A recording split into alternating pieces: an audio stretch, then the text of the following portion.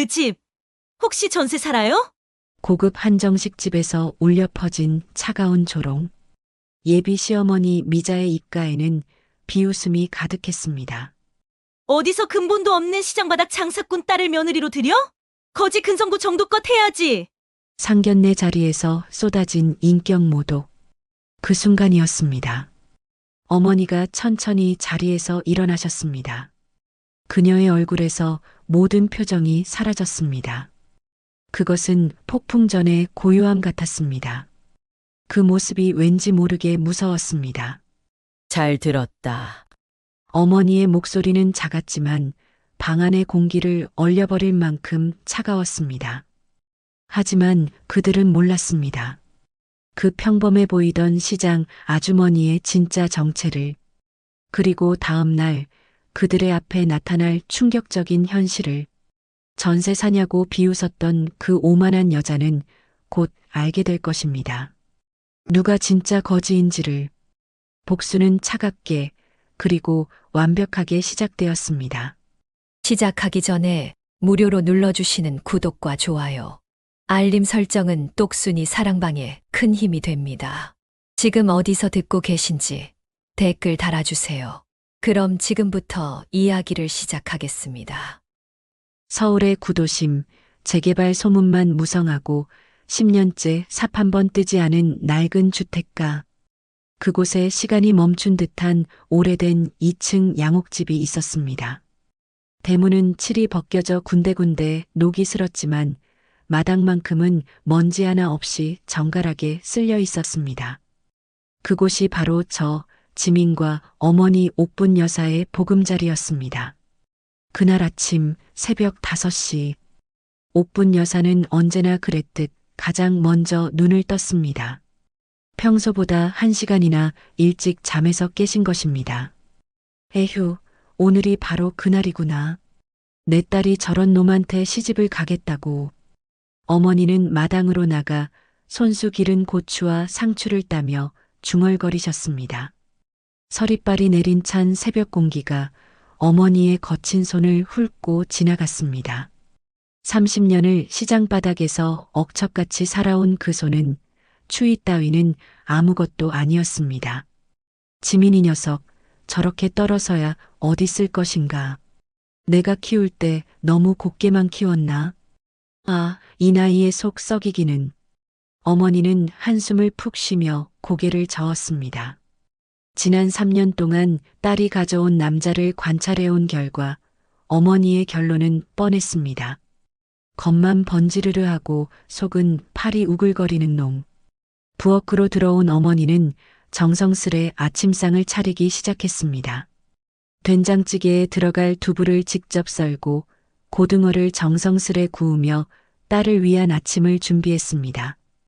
어쩌면 마지막이 될지도 모를 아침을 말이에요. 마지막이라고 생각한 이유는 단순했습니다. 오늘 상견례가 끝나면 분명 딸은 결혼을 포기하게 될 것이고 그 남자와는 인연이 끝날 것이라고 확신했으니까요. 민수라. 그 녀석 얼굴은 제법인데 속은 썩어 문드러졌더라. 어미 아비는 어떨까? 뭐 거기서 거기겠지. 하긴 개구리 올챙이 적 생각 못한다더니. 옥분 여사는 쌀을 씻으며 혼잣말을 했습니다. 그녀에게는 남다른 촉이 있었습니다. 사람을 보는 눈이 예리했고 특히 속셈이 있는 사람들은 단번에 간파했습니다. 민수를 처음 만났을 때부터 어머니의 직감은 이놈은 안 된다고 경고했습니다.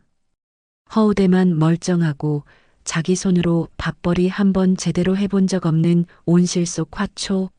맨날 아빠 돈으로 호강하면서 여자 바뀌는 것도 양말 바뀌듯 하는 한량.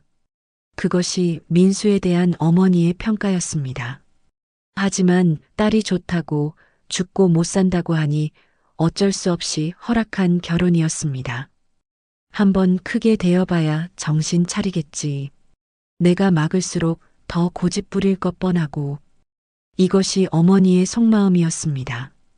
어머니는 민성건설에 대해서도 속속들이 알고 있었습니다.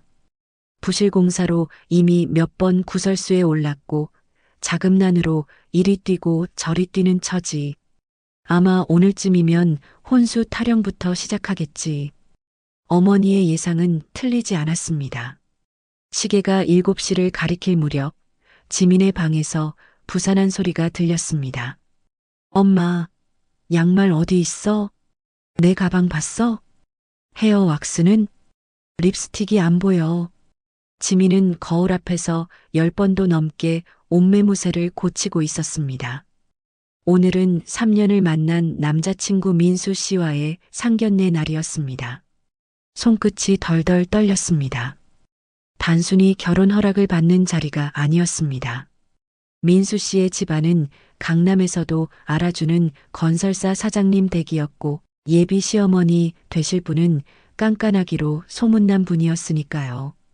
친구들이 하는 말로는 요즘 상견례가 마치 면접 같다고 했습니다. 혼수는 얼마나 준비했는지, 집은 어떤 동네에 사는지, 부모 직업은 뭔지 모든 걸 다 캐묻는다고 했습니다. 지민아, 아침 대바람부터 뭘 그리 부산을 떠니? 거울 뚫어지겠다. 부엌에서 구수한 된장찌개 냄새와 함께 어머니가 나오셨습니다. 어머니의 차림새는 여느 때와 다름없었습니다. 시장에서 흔히 볼 수 있는 헐렁한 개량 한복 바지에 목이 늘어난 티셔츠, 손에는 물기가 마를 새 없이 거칠어진 주름이 가득했습니다. 손톱 밑에는 며칠 전 다듬은 도라지 물이 아직 빠지지 않아 검게 물들어 있었습니다. 엄마, 오늘 상견례잖아. 내가 지난번에 사드린 그 베이지색 정장 입으라니까. 제발, 오늘만큼은. 지민이 울상으로 말했습니다. 어머니는 콧방귀를 뀌며 식탁에 숟가락을 놓으셨습니다. 야, 옷이 날개라지만 사람이 옷을 입는 거지. 옷이 사람을 입냐? 난 이게 편해. 그리고 밥 먹는 자리에 밥 잘 넘어가는 옷 입고 가야지. 꽉 끼는 거 입고 체하면 누가 책임져? 돈 주고 산 옷을 왜 안 입냐고? 입어봤는데 답답해 죽겠더라. 그래도 민수 씨 어머님이 워낙 격식 따지는 분이라서 그래. 엄마 무시당할까봐 그러지. 혹시라도 우리가 촌스럽다고 생각하시면 어떡해. 어머니는 찌개 한 숟가락을 뜨며 무심하게 대답하셨습니다. 무시? 누가 감히 누굴 무시해. 내가 도둑질을 했냐. 남의 눈에 피눈물을 내기를 했냐. 내 돈 벌어 내 새끼 밥 먹이고 공부시켰으면 그게 제일 떳떳한 거야. 쓸데없는 소리 말고 밥이나 먹어. 지민이 계속 조르자 어머니는 젓가락을 탁 내려놨습니다. 야, 지민아, 너 그러는 거 보니까 딱 알겠다. 네가 그 집안 사람들한테 기죽어 있구나. 그럼 안 돼. 우리가 뭐가 부족해서? 어머니의 목소리에는 단호함이 배어 있었습니다. 사람이 사람 앞에서 주눅 들고 기어 들어가는 꼴로 사는 게 아니야. 당당하게 살아야 하는 거지. 그래야 상대방도 우리를 존중하는 법이야. 네가 그렇게 쪼그라들어 있으면 저쪽에서 더 만만하게 본다. 어머니의 고집을 꺾을 수는 없었습니다. 사실 옥분 여사는 이 결혼이 처음부터 탐탁지 않았습니다. 게다가 그 집안 민성건설이라는 곳의 평판이 그리 좋지 않다는 소문도 어머니의 귀에는 거슬렸습니다. 부실공사의 먹튀까지. 저런 회사가 언제까지 버틸까. 벌써 어음이 몇 번째 부도 났다던데. 어머니는 이미 민성건설의 속사정을 꿰뚫어 보고 있었습니다. 시장에서 만나는 사람들 중에는 건설업계 사람들도 많았고 그들의 입을 통해 들려오는 소문들은 하나같이 좋지 않았습니다. 겉으로만 폼나게 사는데 실속이 없다. 곧 망할 거다. 그런 소문들이었습니다. 식사를 마친 후 지민은 마지못해 준비를 마쳤습니다. 어머니는 결국 평소 입던 편한 옷 그대로 나서셨습니다. 모녀는 택시를 타고 약속 장소로 향했습니다.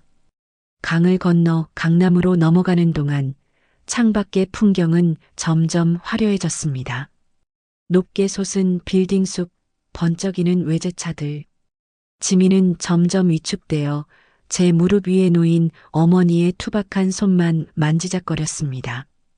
엄마, 혹시라도 그쪽에서 기분 나쁜 말해도 오늘만 좀 참아줘. 민수 씨가 중간에서 잘하겠대. 그리고 혼수 이야기 나와도 놀라지 마. 어머니는 창밖을 보던 시선을 거두고 딸을 빤히 바라보셨습니다. 그 눈빛은 형형하게 빛나고 있었습니다. 마치 모든 것을 꿰뚫어 보는 듯한 그 눈빛. 지민아, 네가 좋다면 엄마는 다 참을 수 있다. 내 자존심 같은 건 개나 줘도 돼. 하지만 말이다.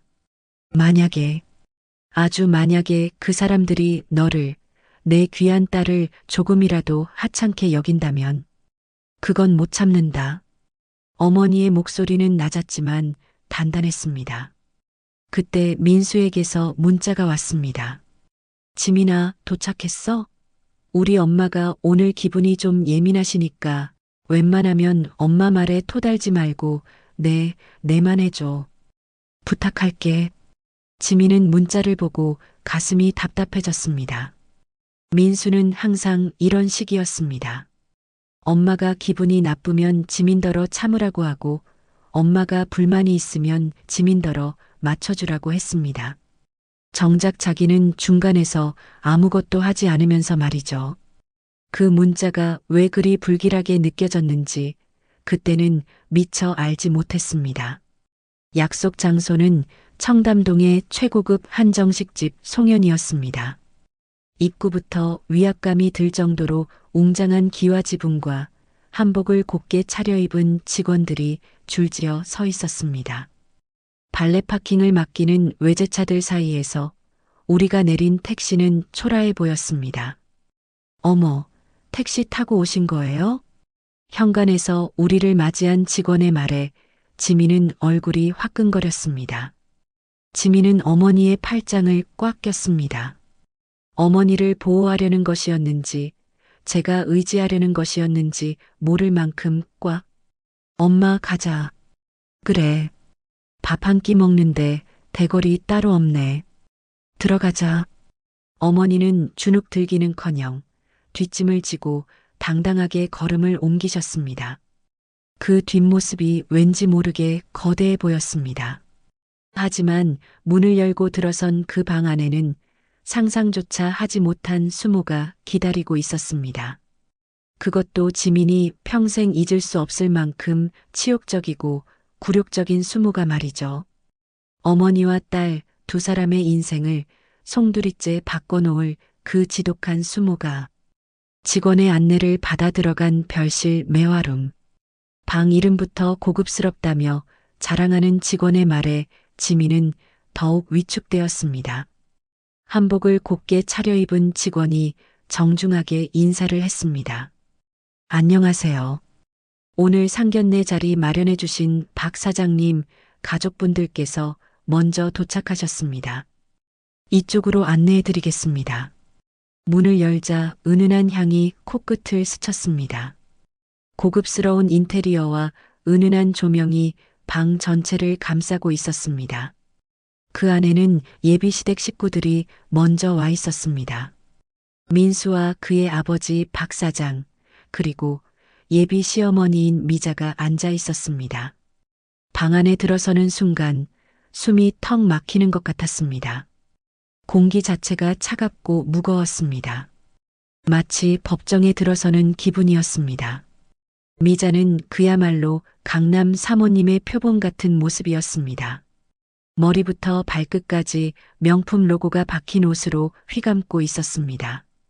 손가락마다 굵은 보석 반지가 조명 아래서 번쩍였습니다. 목에는 진주 목걸이, 귀에는 다이아몬드 귀걸이, 온몸이 보석 박물관 같았습니다. 진한 화장과 높게 솟은 머리는 그녀의 깐깐한 성격을 그대로 보여주는 듯 했습니다. 입가에는 미소라고 할 수 없는 어정쩡한 표정이 걸려 있었습니다. 그것은 미소가 아니라 경멸에 가까웠습니다. 아유, 오셨어요? 미자는 엉덩이도 떼지 않고 앉은 채로 인사했습니다. 고개만 까딱하는 그 인사는 예의라고는 눈 씻고 찾아볼 수 없었습니다. 마치 아랫사람에게 시혜를 베푸는 듯한 태도였습니다. 그녀의 시선은 마치 엑스레이처럼 우리 모녀를 훑어내렸습니다. 지민의 평범한 원피스에서 시작된 시선이 천천히 내려갔습니다. 어머니의 헐렁한 개량 한복에 머물렀습니다. 시장에서 산 낡은 가방을 보며 입가에 스치는 찰나의 비웃음. 그 경멸의 눈빛을 지민은 똑똑히 보았습니다. 아, 역시 그 수준이네. 미자의 표정에는 그런 말이 적혀 있었습니다. 박 사장은 겉보기에는 점잖아 보였지만 눈빛은 싸늘했습니다. 정장은 말쑥하게 차려입었지만 어딘지 모르게 조급함이 느껴졌습니다. 손가락으로 테이블을 톡톡 두드리는 것이 불안함을 드러내고 있었습니다. 민수가 황급히 일어나 자리를 권했습니다.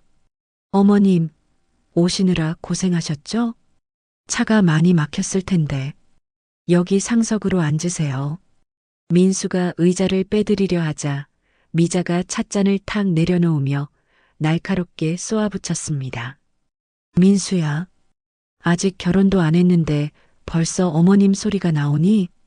격식 좀 갖춰라. 그리고 어른들 앉지도 않으셨는데 너부터 설치는 거 아니다.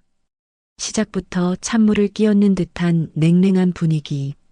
민수는 얼굴이 빨개져서 어정쩡하게 서 있다가 다시 자리에 앉았습니다.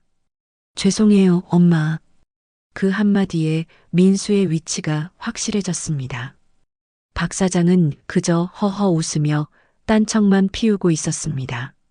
하, 애들이 어리니까 실수할 수도 있는 거 아니겠어요? 하지만 그의 목소리에는 힘이 없었습니다. 집안의 권력이 누구에게 있는지 단번에 알 수 있는 장면이었습니다. 어머니는 아무 말 없이 자리에 앉으셨습니다. 그리고 맞은편의 미자를 뚫어지게 쳐다봤습니다. 그것은 마치 먹잇감을 탐색하는 맹수의 눈빛이었습니다. 혹은 상대를 간파하려는 고수의 눈빛이었습니다. 하지만 미자는 그 눈빛의 깊이를 전혀 알지 못했습니다. 그저 수준 떨어지는 노인이가 빤히 쳐다보니 기분 나쁘네 정도로 생각했을 뿐이었죠. 오히려 더 당당하게 고개를 치켜들었습니다. 처음 뵙겠습니다. 지민이 어미 되는 사람입니다. 어머니가 먼저 정중하게 고개를 숙였습니다. 하지만 그 정중함 속에는 단단함이 숨어 있었습니다. 미자는 냅킨으로 입가를 톡톡 두드리며 건성으로 대답했습니다. 네, 민수 엄마예요. 오시느라 애쓰셨네요. 차 없으시죠? 택시 잡기 힘드셨을 텐데. 첫 마디부터 가시가 돋쳐 있었습니다. 차가 없다는 걸 확인하고 싶어 하는 듯한 질문이었습니다. 네, 운전하는 걸 별로 안 좋아해서 대중교통 이용합니다. 어머니가 담담하게 대답했습니다. 거짓말이었습니다. 어머니는 운전면허도 없었습니다. 아, 그러시구나. 저희는 기사가 운전해줘서 편하게 왔는데 다음엔 저희 차 보내드릴게요. 지하철이나 택시 냄새가 옷에 배면 식사할 때 좀 그렇잖아요. 지민은 얼굴이 확 달아올랐습니다. 냄새라니. 저희 어머니는 오늘 아침부터 목욕을 하시고 가장 깨끗한 옷을 입고 오셨습니다. 어머님, 저희 엄마 냄새 안 나요. 지민이 발끈해서 말하려 하자 식탁 아래로 민수가 제 발을 툭 쳤습니다. 참으라는 신호였습니다. 지민아, 괜찮다. 민수가 작은 목소리로 속삭였습니다. 하지만 그 괜찮다는 말이 지민에게는 빗으로 다가왔습니다. 괜찮은 게 아니었으니까요. 미자는 지민의 말은 들은 척도 하지 않고 본격적으로 호구 조사를 시작했습니다. 지민이 어머니 시장에서 장사하신다고 들었는데 구체적으로 무슨 장사하세요? 말투는 공손한 척했지만 끝을 길게 빼는 억양이 몹시 거슬렸습니다. 마치 신문하는 듯한 톤이었습니다. 건어물 팝니다. 어머니가 짧게 대답했습니다. 길게 설명할 필요를 느끼지 못하는 듯 했습니다. 아, 건어물. 미자는 코웃음을 치며 마치 더러운 것을 본 듯 미간을 찌푸렸습니다. 오징어, 쥐포 그런 거요? 어쩐지 들어오실 때부터 비릿한 냄새가 난다 했어. 시장 냄새가 원래 잘 안 빠지잖아요. 우리 민수는 비위가 약해서 그런 거 잘 못 먹는데 걱정이네. 이것은 명백한 모욕이었습니다. 지민의 주먹이 부들부들 떨리기 시작했습니다. 참고 또 참았지만 한계가 있었습니다. 하지만 어머니는 표정 하나 변하지 않고 물 한 모금을 마셨습니다. 사람 사는 냄새가 다 거기서 거기죠. 돈 냄새만 줬다 보면 정작 중요한 냄새를 못 맡는 법입니다. 어머니의 뼈 있는 한마디에 미자의 눈썹이 꿈틀했습니다. 하지만 그녀는 물러서지 않았습니다. 어머, 말씀 참 잘하시네. 시장에서 장사하시려면 목청도 좋고 말빨도 좋아야 한다더니 딱 그 짝이신가 봐요. 그런데 요즘 시장 장사가 힘들다면서요? 대형마트가 생기고 인터넷 쇼핑몰도 있고. 미자는 계속해서 어머니를 깎아내리려 했습니다. 마치 우리 집 사정을 다 파악하고 있다는 듯이 말이죠. 분위기는 걷잡을 수 없이 험악해지고 있었습니다. 음식이 코로 들어가는지 입으로 들어가는지 알 수 없었습니다. 지민은 젓가락질도 제대로 못하고 있었습니다. 박 사장은 중간중간 애매하게 웃으며 화제를 돌리려 했지만 소용없었습니다. 그런데 지민이가 대학은 어디 나왔죠? 미자가 찻잔을 우아하게 들며 물었습니다. 한국대학교 나왔어요. 지민이 작게 대답했습니다. 아, 거기요? 그냥 그런가 보네. 미자는 실망한 듯 한숨을 쉬었습니다. 요즘 서울대, 연대, 고대 아니면 인정도 안 해주는 세상인데 취업은 잘 되어 있고 어디 다녀요? 대기업이에요? 작은 회사에 다니고 있어요. 지민의 목소리는 점점 작아졌습니다. 작은 회사라. 월급은 얼마나 되나요? 요즘 여자들도 경제력이 있어야 한다는데 우리 민수 뒷바라지할 정도는 되어야 하지 않겠어요? 미자의 질문 공세가 계속되었습니다.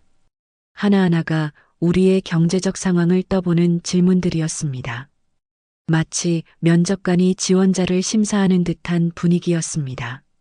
어머니는 지민이 작아지는 모습을 지켜보며 주먹을 꽉 쥐고 계셨습니다. 테이블 아래 어머니의 손이 부들부들 떨리고 있었습니다.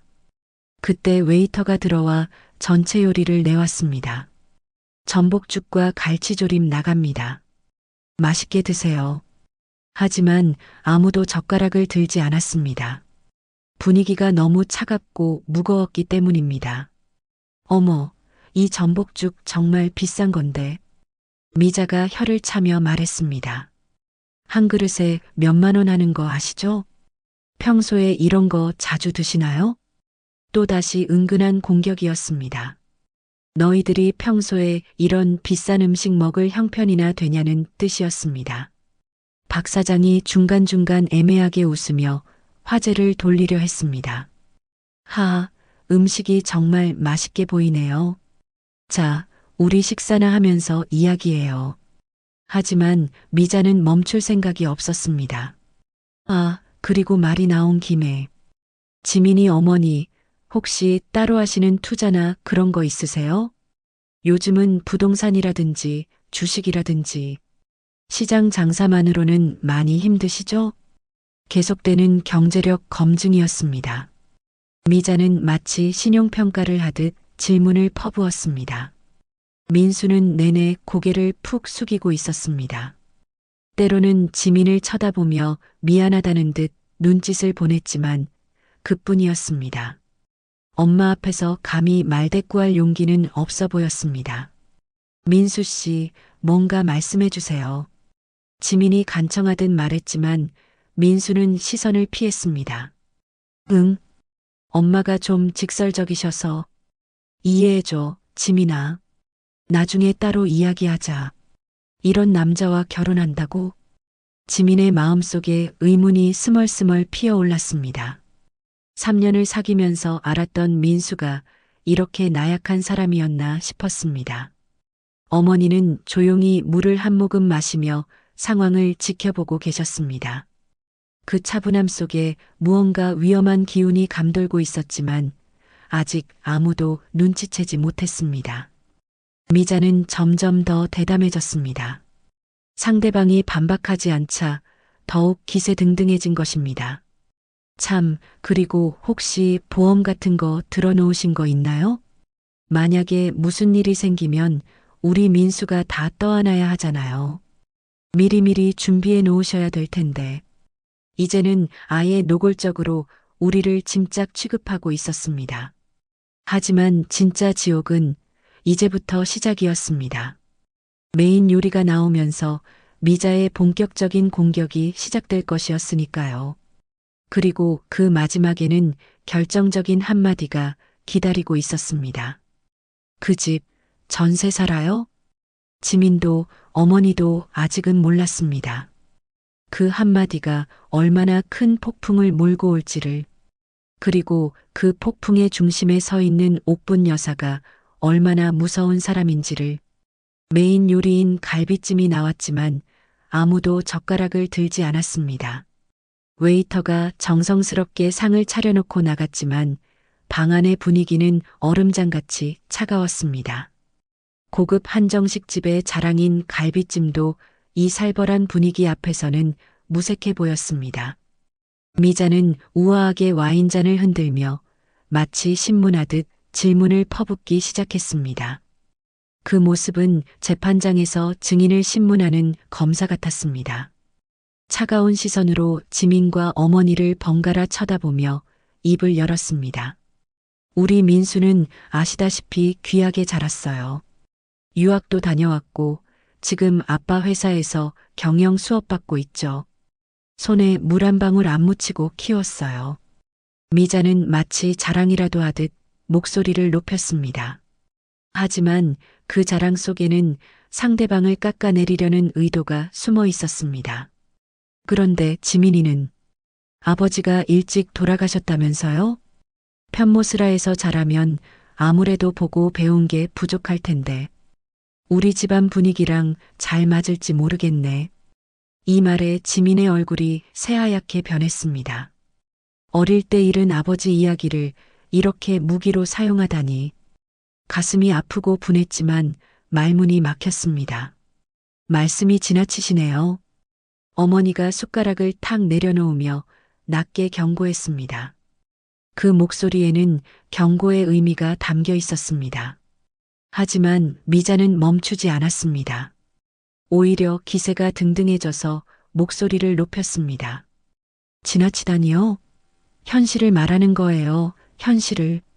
결혼은 사랑 노름이 아니에요. 비즈니스고 집안과 집안의 결합이죠. 격이 맞아야 말이 통하고 사는 게 편한 법이에요.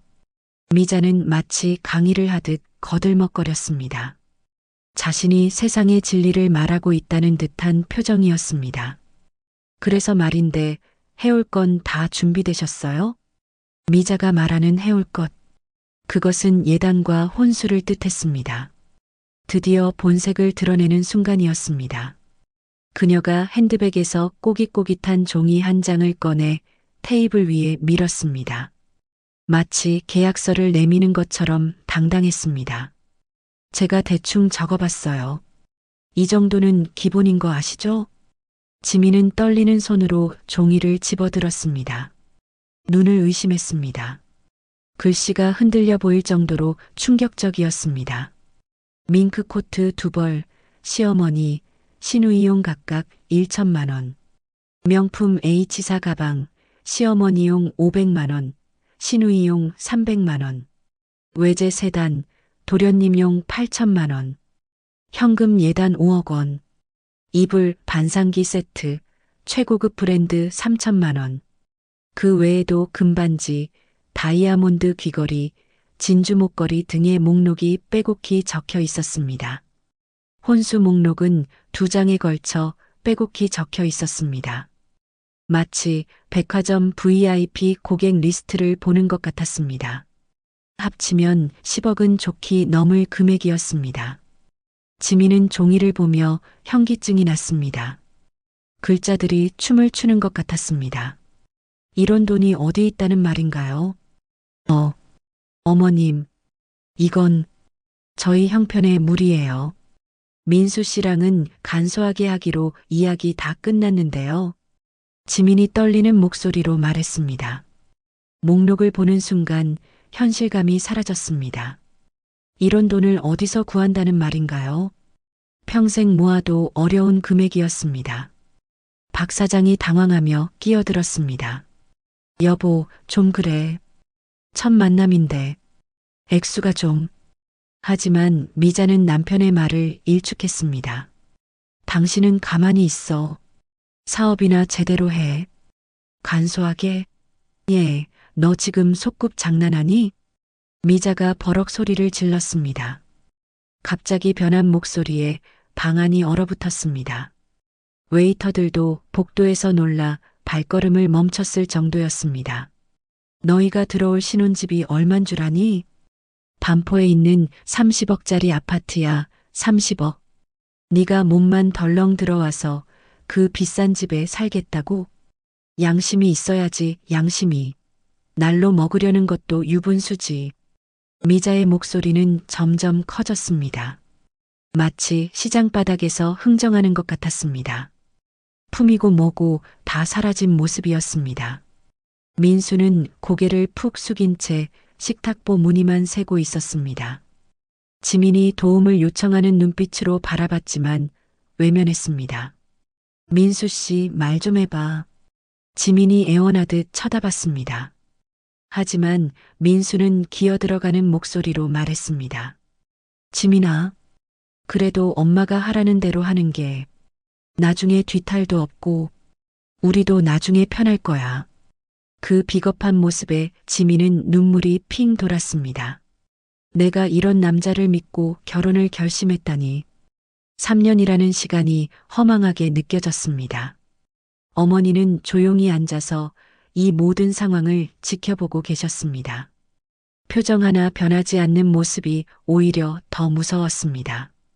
그때 미자가 결정적인 공격을 시작했습니다. 지민이 어머니, 그 낡은 동네 산다면서요? 재개발된다 만다 말만 많은 그 동네. 어머니가 대답하려던 찰나 미자가 말을 잘랐습니다. 아니, 딱 보니까 알겠네. 그 형편에 무슨 자가겠어. 남편도 없이 여자 혼자 장사해서 딸 키우느라 등골 빠졌을 텐데. 미자의 목소리는 점점 더 독해졌습니다. 마치 상처에 소금을 뿌리는 것처럼 잔인했습니다. 박 사장도 이때는 뭔가 잘못되고 있다는 걸 느꼈는지 말렸습니다. 여보, 너무 그러지 마. 오늘은 좋은 날인데. 하지만 미자는 이미 멈출 수 없는 상태였습니다. 상대방을 완전히 굴복시키고 싶어 했습니다. 미자는 입꼬리를 한쪽만 올리며 세상에서 가장 모멸적인 표정으로 물었습니다. 그 표정은 악마의 미소 같았습니다. 그 집 전세 살아요? 아니면 월세인가? 순간 룸 안의 모든 소리가 사라진 듯 했습니다. 시간이 정지된 것 같았습니다. 지민의 심장이 쿵 하고 내려앉았습니다. 평생을 뼈 빠지게 일해서 마련한 우리 집. 비록 낡았지만 어머니의 피와 땀이 서린 그 소중한 집을 이렇게 무시당해야 한다니. 저희 집, 저희 엄마가 평생 고생해서 마련한 자가예요. 함부로 무시하지 마세요. 지민이 울먹이며 소리쳤습니다. 하지만 미자는 더욱 잔인하게 웃으며 말했습니다. 어머, 자가? 그 다 쓰러져가는 붉은 벽돌집이 자가라고 유세 떠는 거니 지금? 그래봤자 우리 집 화장실 값도 안 나올 텐데. 야, 전세 보증금 다 빼도 예단비 안 나오겠다. 어디서 감히 우리 아들을 넘봐? 거지 근성도 정도껏 해야지. 미자는 물잔을 탁 내려놓으며 쏘아붙였습니다. 그 모습은 이미 품위와는 거리가 멀었습니다. 파혼해. 당장 끝내. 난 이 결혼 절대 못 시킨다. 어디서 근본도 없는 시장바닥 장사꾼 딸을 며느리로 들여. 내 눈에 흙이 들어가도 안 돼. 그 순간이었습니다. 어머니가 천천히 자리에서 일어나셨습니다. 그녀의 얼굴에서 모든 표정이 사라졌습니다. 분노도 슬픔도 아닌 차라리 무에 가까운 서늘한 표정. 그것은 폭풍 전의 고요함 같았습니다. 어머니는 식탁 위에 놓인 냅킨을 아주 천천히 꼼꼼하게 접으셨습니다. 그 모습이 왠지 모르게 무서웠습니다. 잘 들었다. 어머니의 목소리는 작았지만 방 안의 공기를 얼려버릴 만큼 차가웠습니다. 마치 지옥에서 올라온 한기 같았습니다. 내 말대로 수준이 너무 안 맞아서 이 결혼 못하겠구나. 사람이 말을 섞으려면 최소한 사람의 탈은 쓰고 있어야지. 뭐라고요? 지금 누구더러. 미자가 얼굴이 불그락 푸르락해져서 소리쳤습니다. 오호, 이제야 주제 파악이 되나 보네요. 그래요, 당장 나가세요. 밥값은 우리가 낼 테니 거지 적선했다 칠 테니까. 어머니는 지민의 손을 낚아채듯 잡았습니다. 그 소나기 힘이 어찌나 센지 손목이 으스러질 것 같았습니다. 30년 시장 바닥에서 단련된 악력이었습니다. 가자, 지민아. 더 앉아있다간 귀 썩겠다. 똥이 무서워서 피하냐, 더러워서 피하지. 어머니의 목소리는 낮았지만 위험이 있었습니다. 마치 왕이 신하를 내치는 것 같았습니다. 어머니는 뒤도 돌아보지 않고 룸을 나갔습니다. 그 뒷모습이 의외로 당당하고 위험 있어 보였습니다. 미자는 순간 기가 죽은 듯 말을 못했습니다. 하지만 곧 제정신을 차리고 소리쳤습니다. 지민의 뒤통수에 대고 미자가 깔깔거리는 웃음소리가 비수처럼 날아와 박혔습니다. 어우, 속 시원해. 진작 저럴 것이지. 민수야, 너도 정신 차려. 어디서 저런 것들을 데려와서. 우리 체면이 말이 아니야. 지민은 눈물을 쏟으며 어머니에게 이끌려 나왔습니다. 복도를 걸으며 직원들의 시선을 받았지만 어머니는 당당했습니다. 오히려 직원들이 고개를 숙일 정도였습니다. 하지만 지민은 몰랐습니다. 맞잡은 어머니의 손이 분노로 얼마나 뜨겁게 떨리고 있었는지를, 그 떨림 속에 숨겨진 거대한 힘이 무엇인지를, 그리고 그 떨림이 곧 거대한 쓰나미가 되어 미자의 집안을 뿌리째 뽑아버릴 것임을, 어머니의 진짜 정체를 그들이 알게 될 날이 바로 내일이라는 것을, 미자가 무시했던 그 시장바닥 장사꾼이 사실은 그들이 상상할 수도 없는 거대한 존재라는 것을, 그리고 오늘의 모욕이 얼마나 치명적인 실수였는지를. 택시에 올라탄 어머니의 눈빛은 차가웠습니다. 마치 사냥감을 노리는 맹수의 눈빛처럼 날카로웠습니다. 복수는 이미 시작되었습니다. 집으로 돌아오는 택시 안, 지민은 소리 죽여 울었습니다. 택시 기사님의 백미러로 보이는 눈치가 보였지만 터져나오는 울음을 멈출 수가 없었습니다. 하염없이 흘러내리는 눈물이 원피스를 적셨습니다. 택시 기사분이 조심스럽게 티슈를 뒤로 내밀어 주셨습니다. 아가씨, 괜찮으세요? 무슨 일이라도. 엄마, 미안해. 내가 미안해. 나 때문에 엄마가 이런 수모를.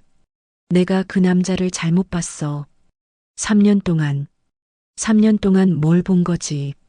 지민의 목소리는 울음 때문에 떨리고 있었습니다.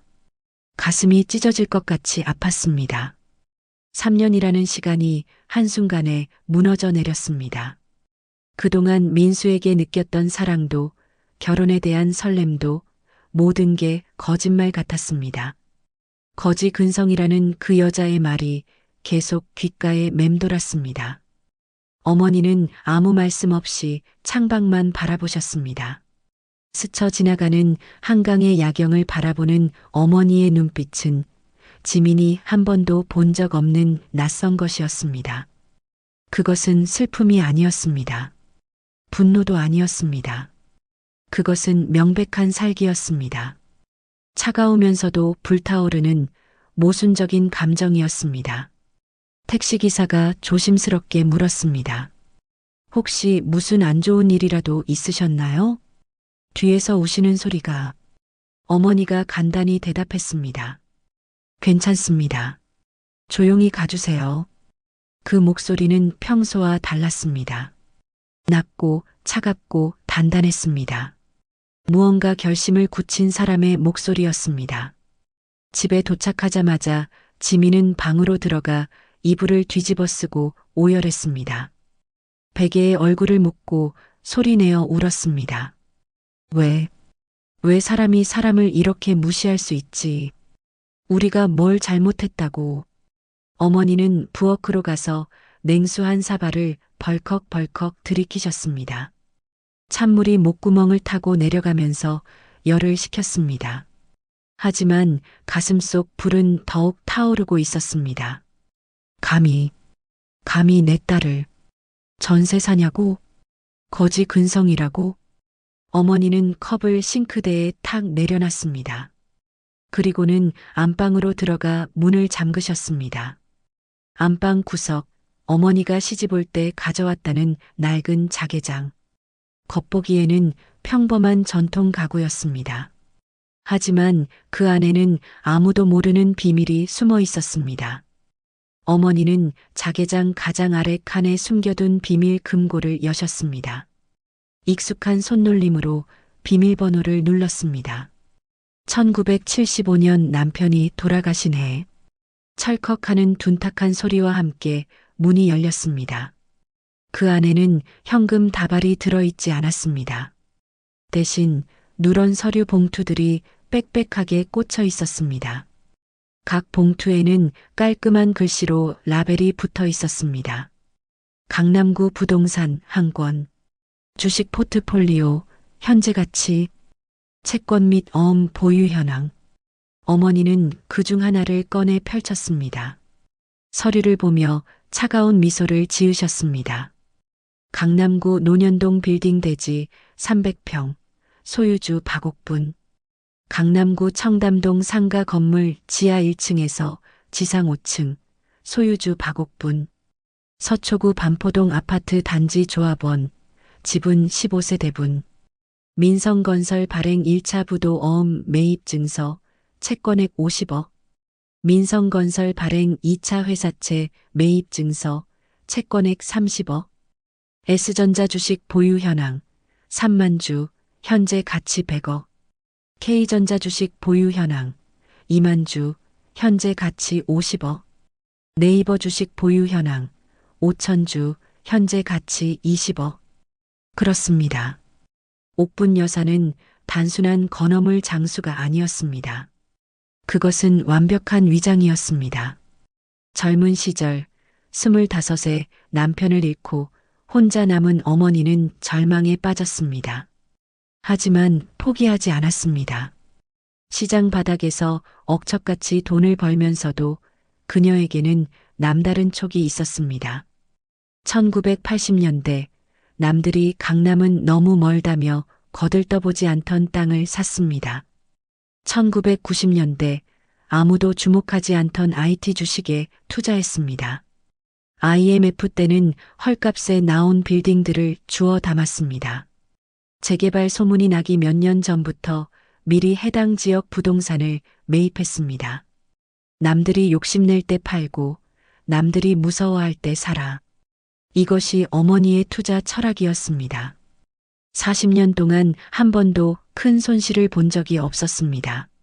동물적인 감각으로 투자의 맥을 짚어온 강남 복부인들도 혀를 내두르는 소위 현금왕.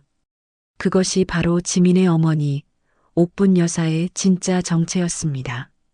30억짜리 아파트라. 거지 근성이라. 어머니의 입이 비틀렸습니다. 그녀의 재산은 미자의 집안 따위는 발톱의 때만큼도 안 될 정도로 어마어마했습니다. 하지만 어머니는 지민을 평범하게 돈의 무서움을 알며 겸손하게 키우고 싶어서 철저히 그 사실을 숨겨왔던 것입니다. 오직 낡은 옷과 거친 손으로 자신을 위장한 채 매일 새벽같이 일어나 시장에 나가는 평범한 장사꾼으로 감히 내 딸을 울려 전세 사냐고 거지라고.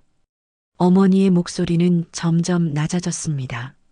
하지만 그 낮은 목소리에는 무서운 분노가 담겨 있었습니다. 내년들이 자랑하던 그 30억짜리 아파트, 그게 누구 땅 위에 지어진 건지나 알고 떠드는 게냐?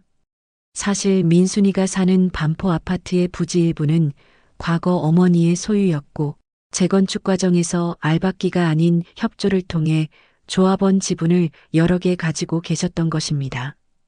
게다가 민성건설이 최근 자금난으로 발행한 사채와 어음의 상당 부분이 돌고 돌아 어머니의 손에 들어와 있었습니다. 빚더미에 앉아서 무슨 30억이야. 이미 담보로 잡힌 집인데. 어머니는 또 다른 서류를 꺼냈습니다. 민성건설의 재무제표와 부채 현황이 상세히 적힌 자료였습니다. 마지막 페이지에는 빨간 글씨로 부도 위험, 최대 채권자 박옥분이라고 적혀 있었습니다. 어머니는 구형 폴더폰을 꺼냈습니다. 단축번호 1번. 김 변호사. 시간은 밤 11시가 넘어 있었지만 어머니는 주저하지 않고 전화를 걸었습니다. 한 번, 두 번째 벨이 울렸을 때 수화기 너머로 김 변호사의 다급하고 공손한 목소리가 들렸습니다. 네, 회장님. 밤늦게 무슨 일이십니까? 안 그래도 연락 기다리고 있었습니다. 혹시 오늘 상견례 어떻게 되셨나요? 회장님이라는 호칭에 어머니는 미소를 지었습니다. 하지만 그것은 따뜻한 미소가 아니었습니다. 얼음같이 차가운 미소였습니다. 김 변호사, 자냐?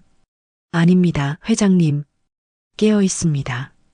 언제든지 회장님 연락 기다리고 있습니다. 상견례가 안 좋게 끝났나 보네요. 목소리가 민성건설 박태수 사장, 그리고 그 마누라 홍미자, 그 집안 내역 싹 다 뽑아와. 특히 대출관계, 국세 체납, 그리고 아들놈 민수가 회사 돈 횡령해서 도박한 정황까지 하나도 남김없이 털어와.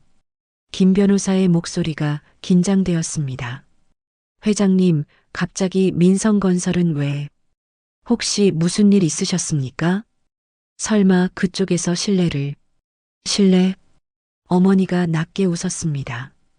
그 웃음소리는 소름이 끼칠 정도로 차가웠습니다. 실례 정도가 아니야.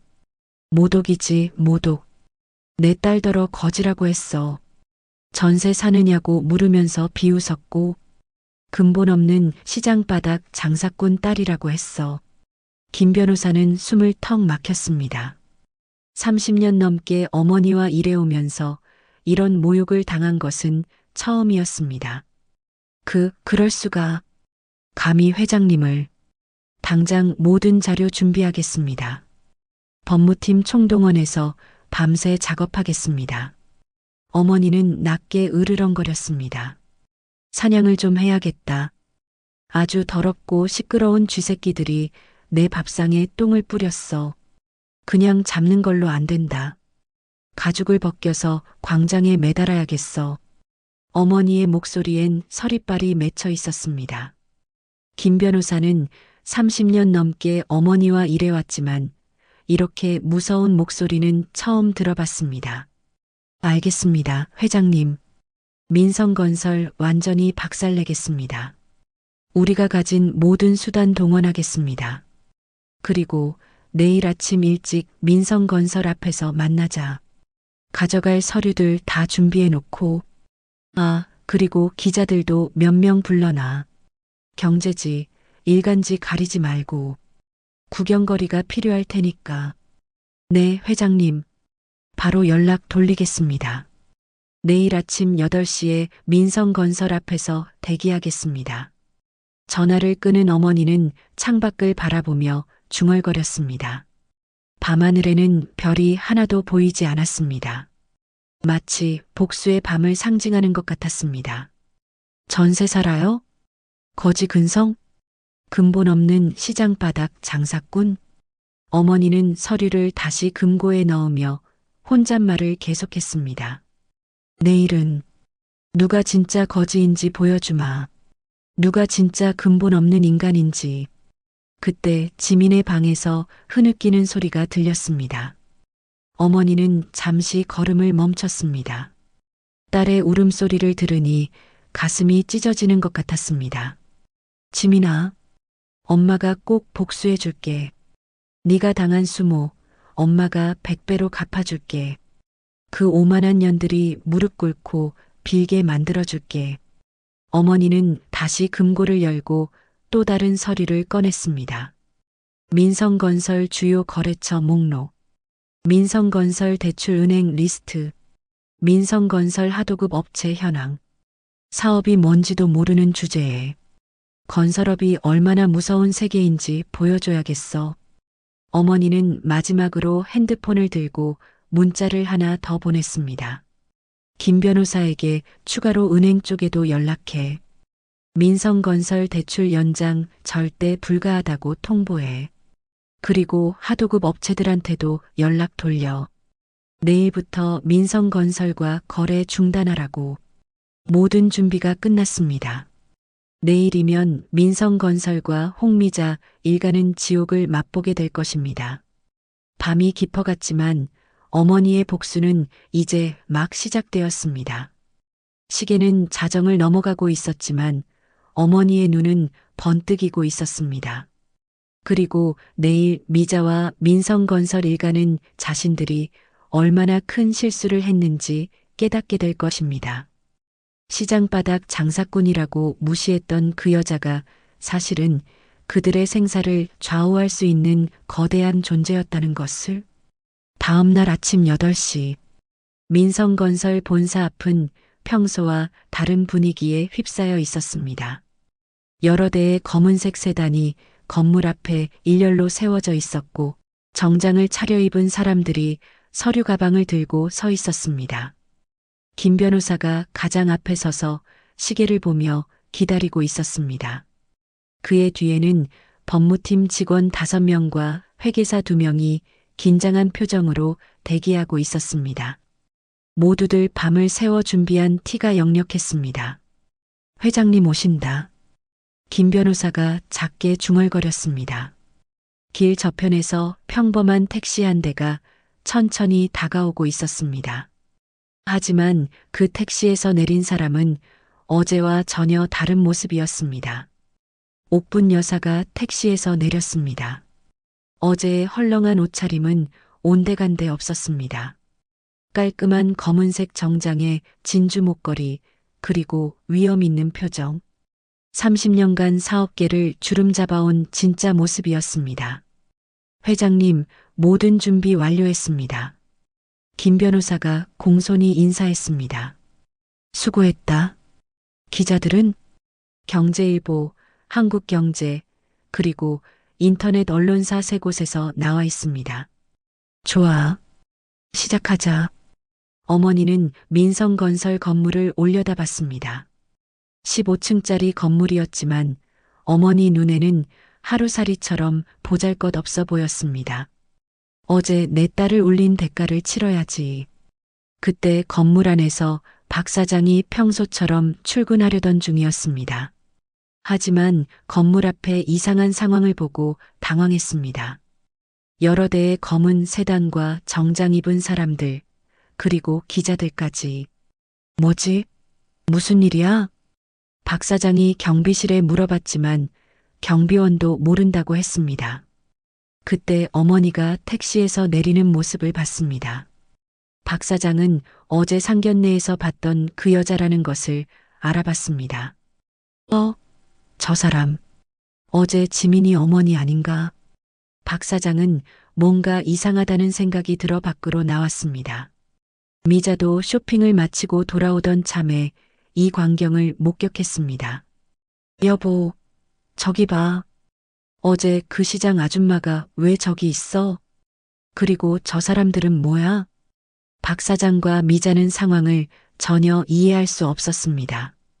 단순히 호기심으로 다가갔을 뿐이었습니다. 옥분 씨, 박 사장이 어머니에게 다가가며 말했습니다.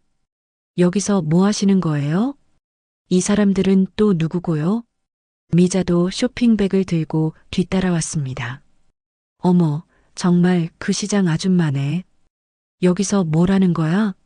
미자는 여전히 어제의 거만한 태도를 유지하고 있었습니다. 어머니의 달라진 차림새를 보고도 여전히 무시하고 있었습니다. 옷은 좀 차려입었네? 혹시 사과하러 온 거야? 그럼 그렇지. 어제 너무 나갔다고 생각했어. 박 사장도 어머니를 우습게 봤습니다. 그런데 저 사람들은 뭐예요? 혹시 동네 사람들 데려와서 시위라도 하려는 건 아니죠? 여기가 무슨 시장 바닥인 줄 아시나? 미자가 킥킥 웃었습니다. 그러게요. 무슨 깡패들이라도 고용한 건가? 돈도 없으면서 허세는. 아, 맞다. 어제 울면서 나간 지민이는 어디 있어요? 설마 아직도 울고 있는 건 아니죠? 어머니는 그들의 조롱을 묵묵히 듣고 있었습니다. 주먹을 꽉 쥐고 있었지만 표정은 차분했습니다. 오히려 입가에 미소가 번졌습니다. 그래, 계속 말해봐. 어머니가 조용히 말했습니다. 더 하고 싶은 말 없나? 미자는 어머니의 여유로운 태도가 거슬렸습니다. 뭘 잘난 체 하는 거야? 어제 거지 취급당해 놓고도 아직도 정신 못 차렸어? 맞아요. 박 사장도 거들었습니다. 우리가 누군 줄 알고 여기까지 와서 소란을 피우는 거예요? 여기는 민성건설이에요. 알아요? 건설회사 사장이 누구 아무나 만나는 줄 아나? 미자가 고개를 치켜들었습니다. 어제 그 꼴 보고도 정신 못 차렸네. 어머니가 김 변호사를 돌아봤습니다. 김 변호사, 이 사람들에게 내가 누군지 알려줘. 미자가 비웃었습니다. 어머, 변호사까지 고용했네? 얼마나 주고 산 거야? 동네 법무사? 김 변호사가 정중히 명함을 꺼냈습니다. 안녕하십니까? 김앤파트너스 대표 변호사 김정수입니다. 박 사장의 얼굴이 굳어졌습니다. 김앤파트너스는 국내 최고 로펌 중 하나였습니다. 그리고 제가 모시는 분은 김 변호사가 어머니를 가리켰습니다. 대한그룹 박옥분 회장님입니다. 회장? 미자가 어이없다는 듯 웃었습니다. 뭘 회장? 시장 상인회 회장?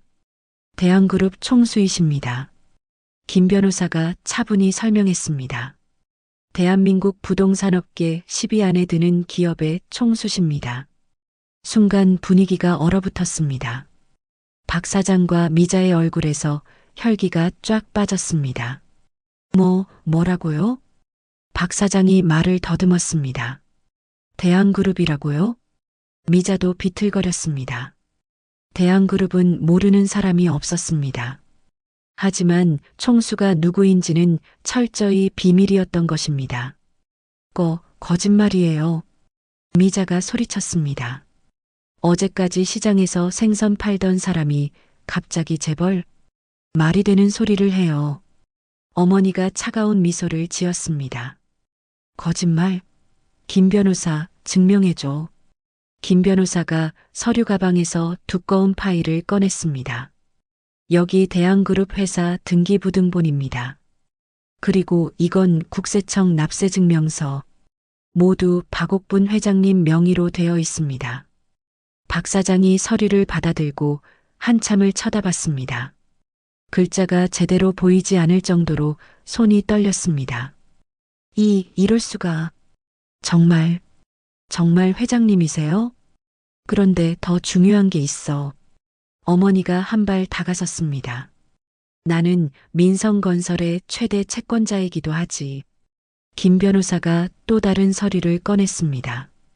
박태수 사장님이 발행하신 어음과 회사채 총 80억 규모를 옥분 회장님께서 보유하고 계십니다.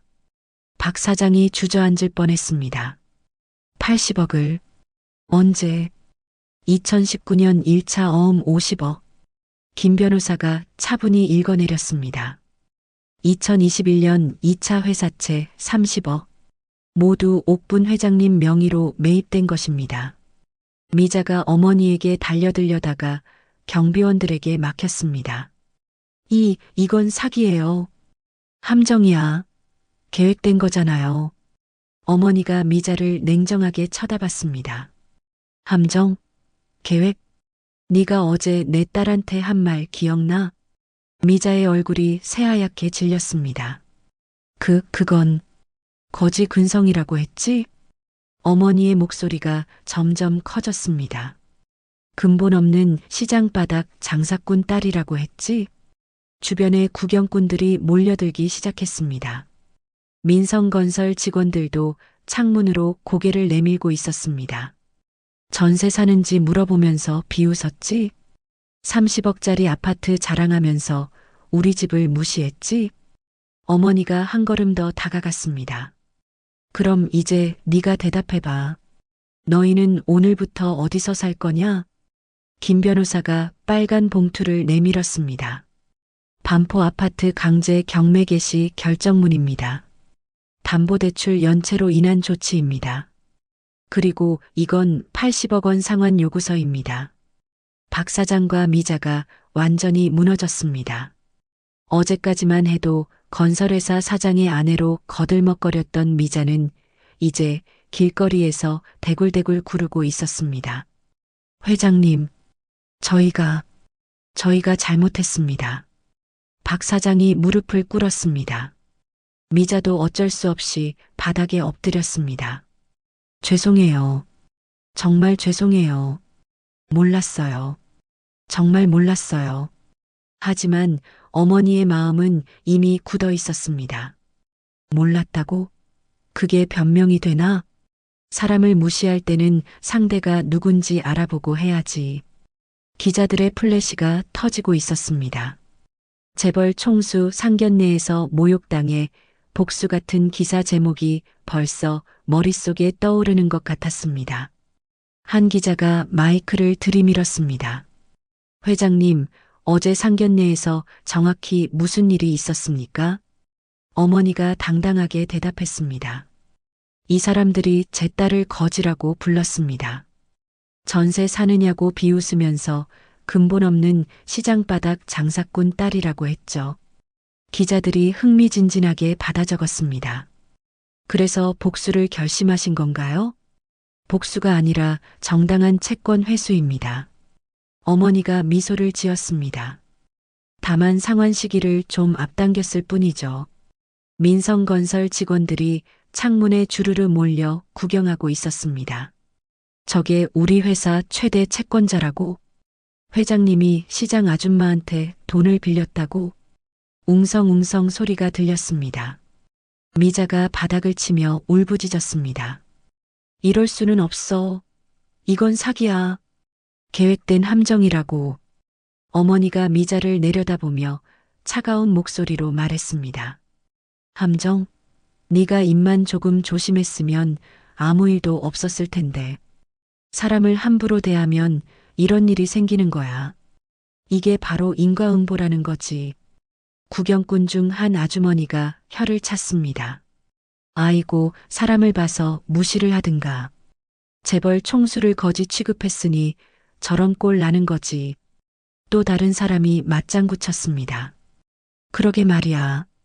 겉모습만 보고 판단하면 안 되는데. 저 아줌마 완전 자업자득이네. 어머니는 마지막으로 미자를 내려다보며 말했습니다. 어제 넌 내 딸더러 물었잖아. 전세 사냐고. 이제 내가 묻는다. 너는 오늘부터 어디서 살 거냐? 그 말을 남기고 어머니는 당당히 걸어갔습니다. 뒤에서는 박 사장과 미자의 울음소리가 들렸지만 어머니는 돌아보지 않았습니다. 복수는 이제 막 시작되었을 뿐이었습니다. 오후 2시 옥분 여사가 집에 돌아왔습니다. 지민은 여전히 방에서 울고 있었습니다. 어제부터 거의 아무것도 먹지 못해 얼굴이 창백했습니다. 지민아, 나왔어. 어머니의 부르는 소리에 지민이 나왔습니다. 눈이 퉁퉁 부어서 제대로 뜰 수도 없는 상태였습니다. 엄마, 어디 갔다 와?